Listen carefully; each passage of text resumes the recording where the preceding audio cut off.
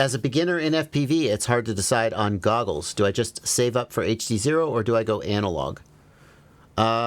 So don't touch the door. As a beginner, the person who would be most benefit from saving up for HDZero would be a person who was not exclusively, but largely interested in racing. So HDZero is hands down the best video link for racing because it has when used with the right camera, you get 4 millisecond latency. So the 90 FPS camera has 4 millisecond latency, which is the lowest latency of any FPV system. It's lower even than most analog setups, although not all. Some analog setups get close. And it has superior image quality. And it's just designed to work well in a racing environment. If you are not if you're not going to be like 60% to 80% racing, or like you're really serious about racing, I would steer a beginner away from HDZero. And I in the past, there have been times when I was a little bit more political about this recommendation, because I know that there are a lot of people out there who are big fans of HDZero.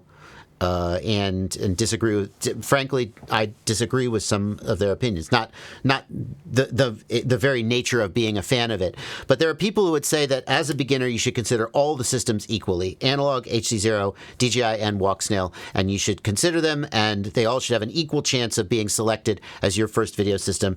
And I feel like as a beginner, unless you're super interested in racing, I think HDZero is lower on that list than the others.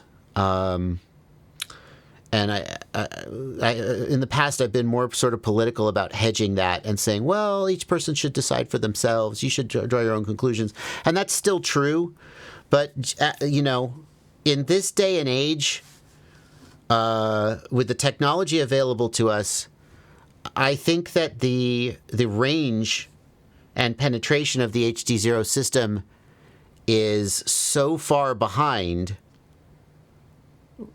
certainly DJI and Walksnail, and even some higher-powered analog systems, compared to the cost, compared to what you get out of it. I just think that for a person starting from scratch, the chances that HDZero is what's going to serve you best, and then, 2 years from now, you'll be like, yes, I made the right choice. Compared to the other options, I just think that HDZero is a little bit behind in that respect. So, if you've decided that HDZero is 100% what's right for you, more power to you. I'm not telling you not to make that decision. But I'm saying if you are kind of on the fence, then I would steer you toward analog unless you're hardcore into racing, in which case, yeah, HDZero is the way to go. But you could also just start with analog and race on analog and then eventually upgrade. But if you're a typical beginner who's going to be doing park flying and just tooling around, HDZero's strong point is its latency. And the basic reason why I'm saying what I'm saying now is that your typical beginner cares way more about range, penetration, and resolution and image quality than they do about latency. Only racers care a lot about latency. And if HDZero was like close in terms of range and penetration and way better in terms of latency, I'd be like, okay, it's a fair trade-off. But the more I have, because over the last 2 years, I've been trying to flesh out my opinion. And I've tested HDZero in a lot of different environments. This was not content that made it to my video. I've worked with people who were evaluating video systems for their organization, and HDZero was one of the video systems in contention. And as part of that evaluation, we did a whole bunch of testing. None of this made it onto my channel because this was all work being done, as in a consulting nature and was not for public consumption. But it really solidified my belief that HDZero just doesn't measure up in terms of range and penetration. And there are tests where it's kind of close and sort of seems like maybe it's on par with like analog. and maybe sometimes walk snail, but then there's so many more tests where it just falls on its face. And I was like, okay, I'm not going to like be super political and try and hedge my bets about that. I'm just going to say I feel confident enough to say that.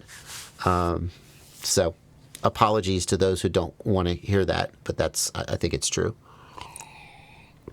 There are so many reasons to support them. In terms of how they support the hobby, et cetera, et cetera. But at the end of the day, you're going to buy a system. A beginner choosing a system shouldn't feel obligated to choose a system that will give them a worse experience just because, the company supports the hobby. You have to support the hobby and deliver a product that is worth using. And my opinion today is that unless you're hardcore into racing, there are better systems out there that deliver a better experience for you. And what HDZero does to support the hobby, totally valuable. But at the end of the day, you're going to choose a system that does what you need it to do. And I think for your typical beginner, unless you're hard into racing, HDZero isn't the one that's going to give you the best experience. I use the HDZero goggles as my analog goggles. They're great goggles.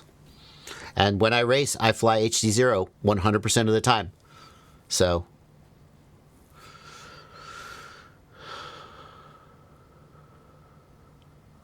anyway, well, that'll be controversial. That's kind of what I said.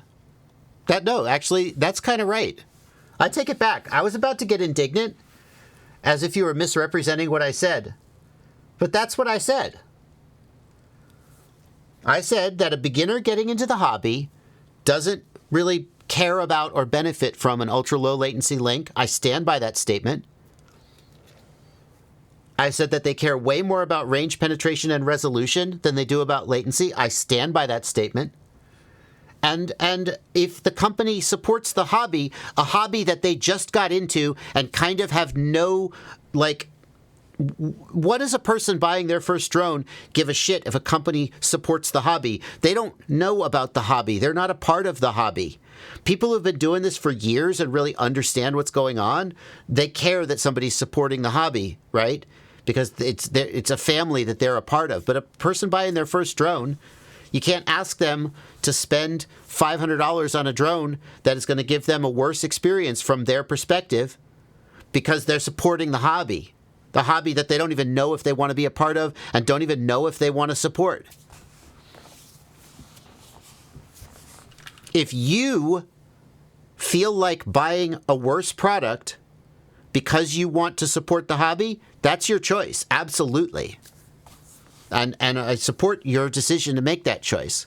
But a person just getting into the hobby who has never bought a drone before, who's never flown a drone before, who doesn't even know if they want to spend the money and maybe will never buy a second drone or a third drone, their very first experience, to say to them, you need to support the hobby, so you should buy this product. And then they're like, well, this product kind of sucks and I don't like it. And I think I don't want to be a part of this hobby. Ah, crap. Well, at least you supported the hobby. How is that supporting the hobby? No.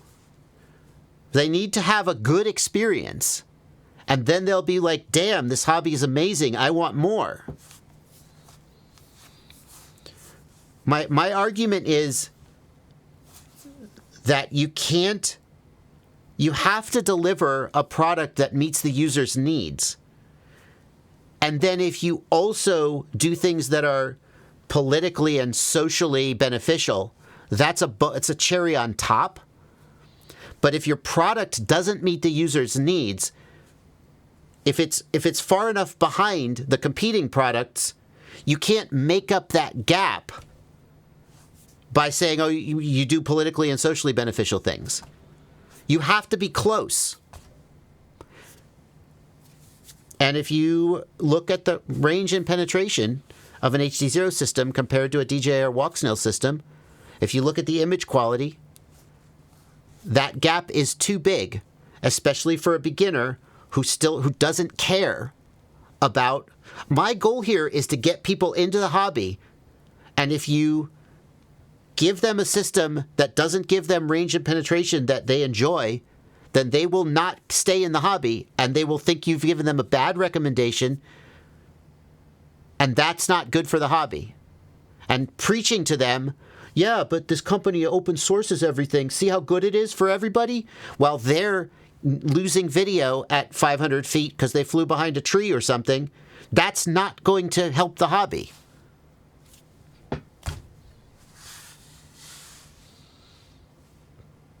I stand by what I said. What I said is a realistic assessment and observation of the experience that someone getting into the hobby will have. Is it how you'd like it to be? Is it how it should be in an ideal world?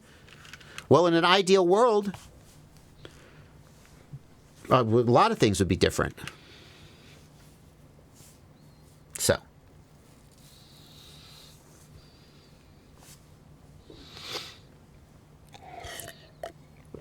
And I've spent the last 3 years mulling over this opinion, trying to get it right. Because there definitely are beginners out there who chose HDZero, love it, and think they made the right choice. More power to you if you're one of those people. But not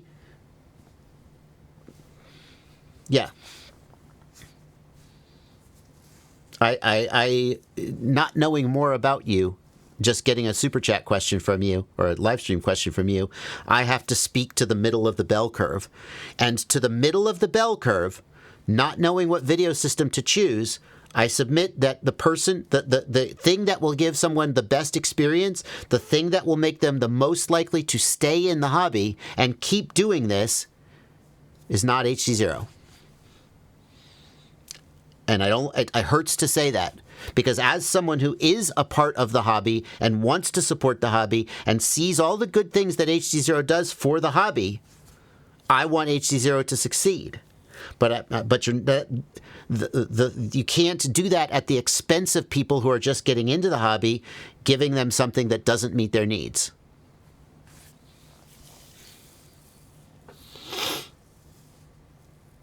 All right.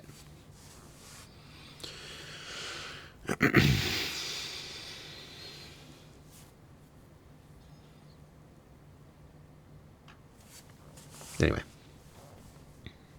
And also, I'm just one guy with one opinion, and there's people out there who say different, and hopefully a beginner is getting input from them as well.